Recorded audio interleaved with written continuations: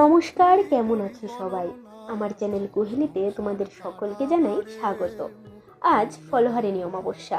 জ্যৈষ্ঠ মাসের অমাবস্যা তিথিতে এই পূজা পালন করা হয়। ফলহারিণী শব্দের অর্থ হলো যিনি কর্মফল হরণ করেন।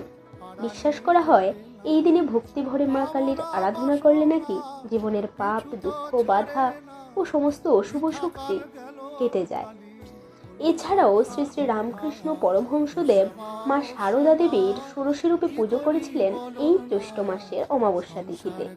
তাই রামকৃষ্ণ ভক্তদের কাছে আজকের এই দিনটি কিন্তু বিশেষ গুরুত্বপূর্ণ। এছাড়াও ফলহারিণী অমাবস্যাতে যদি কিছু বিশেষ নিয়ম পালন করে মাকে পুজো দেওয়া যায় তাহলে নাকি তার অনেকটাই সুফল পাওয়া যায়।